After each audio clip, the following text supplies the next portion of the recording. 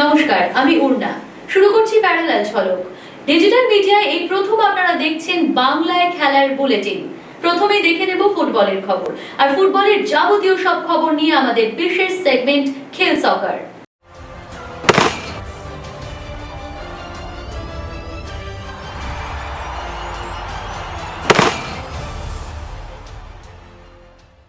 পুজোর আগে সমর্থকদের ডার্বি জয় উপহার মোহনবাগানে।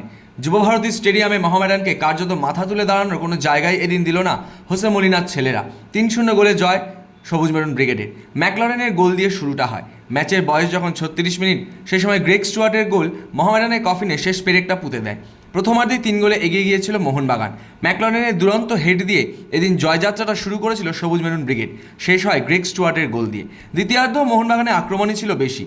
সুযোগ নষ্ট না করলে ব্যবধান বাড়াতেই পারত। মোহামেডানের বিরুদ্ধে এই জয় যে সবুজ মেরুন শিবিরের চাপ অনেকটাই কাটিয়ে দিল তা বলার অপেক্ষা রাখে না। মাঠে দুরন্ত মোহনবাগান, বাইরে জবাব উচ্ছ্বসিত মোহনবাগান সচিব দেবাশিস দত্তের। কোনো ম্যাচ ভালো হতে পারে, পারফরমেন্স কোনো ম্যাচ খারাপ খেলতে পারে, এটা তো একটা এত বড় লিগ, এটা তো হবেই। তো সেই জন্য তবে আমার মনে হয় আমাদের অফিসিয়ালদের আরও বেশি সংযম দেখানো উচিত। আমি বলতে বাধ্য হচ্ছি, আজকে খবরের কাগজে একটা অ্যাডভার্টাইজমেন্ট ওরা বার করে, কাক ময়ূর পুচ্ছ করলে ময়ূর হয় না, ময়ূর ময়ূরই থাকবে, মোহনবাগান মোহনবাগানই থাকবে। নিজেদের আইডেন্টিটি কারোর নষ্ট করা উচিত না। ওরা বড় ক্লাব, ওরা নিজেদের আইডেন্টিটি নিয়ে থাকুক না, কেন আরেকজনকে কপি করবে? পালতোলা নৌকা আমরাই, পালতোলা নৌকা আর কেউ হতে পারে না।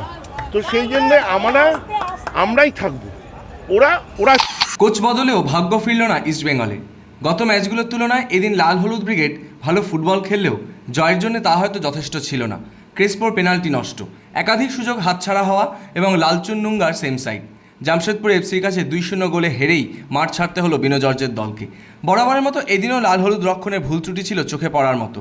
জামশেদপুর এফসি ফুটবলাররা কিন্তু সেগুলো কাজে লাগাতে এতটুকুও ভুল করেননি। ইস্টবেঙ্গলও প্রতিপক্ষের রক্ষণে বারবার আক্রমণ করেছে, বিশেষ করে মাথি দালালের বেশ কয়েকটা শট, কিন্তু কখনো বাড়ে তো কখনো বল বাইরেই গিয়েছে। পয়েন্ট নিয়ে শহরে ফেরার বার্তা দিয়েছিলেন সিলভারা।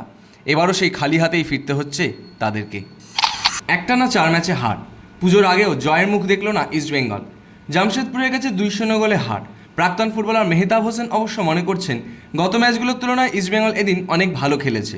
তবে কেন হারলো লাল হলুদ ব্রিগেড, কি বলছেন প্রাক্তন এই তারকা ফুটবলার? ফার্স্ট গোলটা উস্তে তোমার এসে ব্লক করতে পারতো, মানে একটু স্পেসটা কম করতে পারতো, অনেকটা ডিস্টেন্স হয়ে গেছে। আর যা মেরেছে ওখানে দেবজিতের কিচ্ছু করার নেই। দেবজিৎ কেন ওয়ার্ল্ডে যে কোনো গোলকিপার কিছু করতে পারবে না।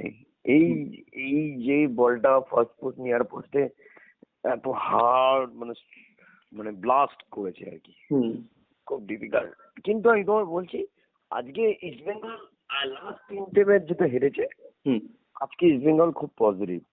ক্লিটন সিলভা একদম ভিতরে বক্সের ভিতর থেকে বাইরে, মানে একটা গোলকিপার সেভ করেছে, অ্যালবিনো গোমস, আর একটা বাইরে মেরেছে, ক্রিয়েট করেছে অনেক চান্স। ক্রেসপো হচ্ছে খুব পজিটিভ। আজকে মহেশের খেলা দেখলাম, খুব পজিটিভ, ভালো ডাউন দ্য লাইন গিয়ে ভালো ক্রস গুলো রাখছিল। তো আজকে আনলাকি বলতে গেলে যদি বলো। সুনীল ছেত্রী থেকে ছাংতে ভারতীয় ফুটবলে বরাবরই লম্বা খেলোয়াড়ের অভাব, ফলে সেট পিস হোক বা মিডফিল্ড বিপক্ষ দল বাড়তি সুবিধা পায়। সেই সমস্যা মেটাতে নতুন পদক্ষেপ নিল অল ইন্ডিয়া ফুটবল ফেডারেশন। লম্বা ফুটবলার খুঁজে আনতে এবার ফেডারেশনের নজরে রাজস্থান। সেখানকার আই লিগের ক্লাবগুলিকে নির্দেশও দেওয়া হয়েছে বলেই জানিয়েছেন ফেডারেশনের সভাপতি কল্যাণ চৌবে।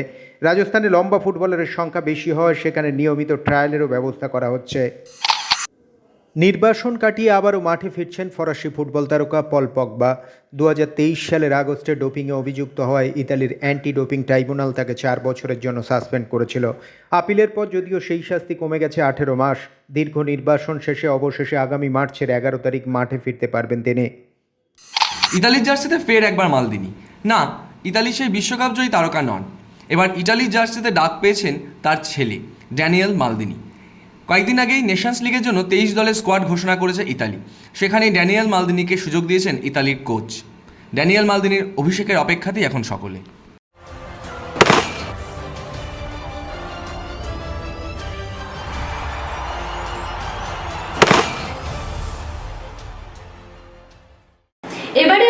ক্রিকেটের খবরে 22 গজের যাবতীয় সব খবর নিয়ে আমাদের বিশেষ সেগমেন্ট লে ছক্কা।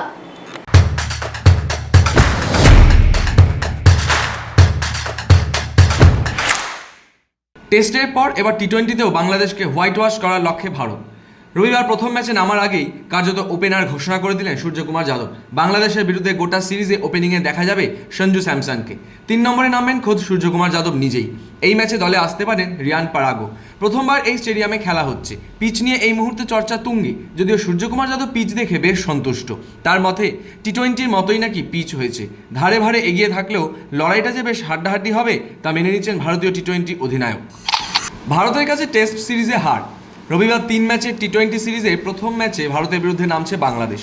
সূর্যকুমার যাদবদের বিরুদ্ধে শুরু থেকেই আক্রমণাত্মক ক্রিকেট খেলারই পরিকল্পনা বাংলাদেশ ক্রিকেটারদের। গত টি-20 বিশ্বকাপের ভুল থেকে শিক্ষা নিয়েই এবার ভারতের বিরুদ্ধে ঘুরে দাঁড়াতে চায় বাংলাদেশ। শেষ পর্যন্ত কী হয় সেটাই দেখার। মহিলাদের টি-20 বিশ্বকাপের শুরুতেই ধাক্কা ভারতে। নিউজিল্যান্ডের কাছে 58 রানে হার। এটাই যেন মেনে নিতে পারছেন না ভারতীয় মহিলা দলের তারকারা। চলতি বিশ্বকাপের এই ম্যাচটাই এখন ভুলতে চাইছেন জেমিমা রড্রিগেজ সহ গোটা ভারতীয় মহিলা ক্রিকেট দল।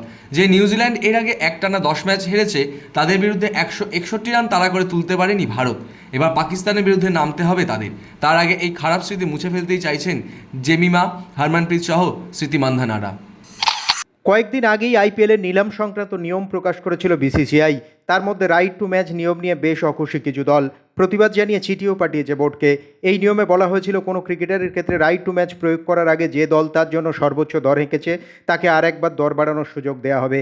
সেই দর যে কোনো মূল্যের হতে পারে, আর তাতেই আপত্তি জানিয়েছে দলগুলি। তাদের দাবি এই নিয়মের ফলে একজন ক্রিকেটারের দর এমন উঠে যেতে পারে যার যোগ্য তিনি নন। রবিবার থেকে শুরু ভারত বাংলাদেশ টি-20 সিরিজ। তার আগেই চর্চায় রিঙ্কু সিংয়ের ট্যাটু।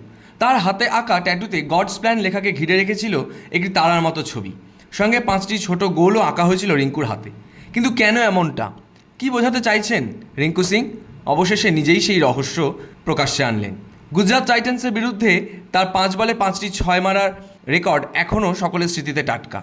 সেটা বোঝানোর জন্যই যে রিঙ্কুর এমন ট্যাটু তা জানাতে দ্বিধা করেননি এই তরুণ ক্রিকেটার। ঘরোয়া লাল বলের ক্রিকেটে দেশের অন্যতম সেরা দল মুম্বাই। রঞ্জি ট্রফি ডিফেন্ডিং চ্যাম্পিয়নের পর এবার ইরানি কাপ জিতল তারা। মুম্বাইয়ের মুখোমুখি হয়েছিল অবশিষ্ট ভারত। 5 দিনের ম্যাচ যদিও অমীমাংসিতই থাকলো, কিন্তু প্রথম ইনিংসে লিডের কারণেই চ্যাম্পিয়ন হলো মুম্বাই। 27 বছর পর ইরানি কাপ চ্যাম্পিয়ন হলো তারা। শেষবার মুম্বাই এই ট্রফি জিতেছিল 1997-98 মরশুমে।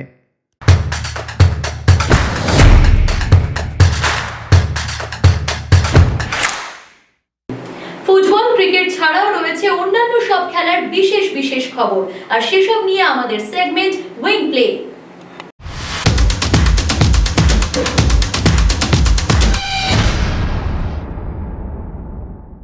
বিপাকে সঞ্জয় মাঞ্জরেকর। শুক্রবার মহিলাদের টি-20 বিশ্বকাপে ভারত নিউজিল্যান্ড ম্যাচ চলাকালীন কমেন্ট্রি করছিলেন তিনি। সেখানেই বেফাঁস মন্তব্য করলেন সঞ্জয় মাঞ্জরেকর।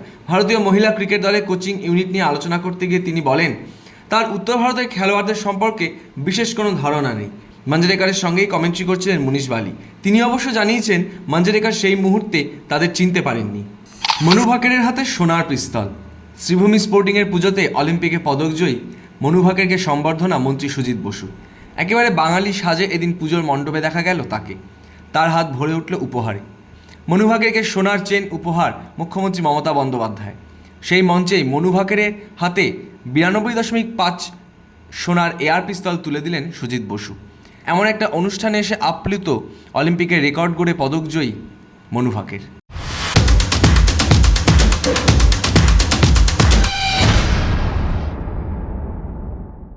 খেলার দুনিয়ায় সারাদিন হরেক রকমের মন্তব্য, আর সেই সব মন্তব্যের কোলাজ নিয়ে এবারে আমাদের সেগমেন্ট থ্রো ইন।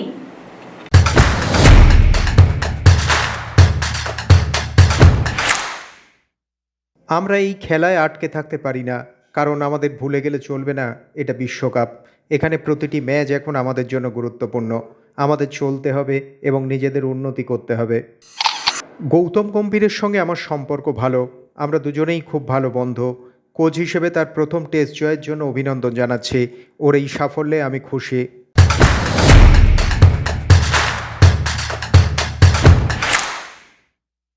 প্যারালাল ঝলক আজ এ পর্যন্তই। খেলার দুনিয়ায় যাবতীয় সব খবর নিয়ে প্যারালাল ঝলক দেখতে থাকুন প্রতিদিন রাত 10টায়।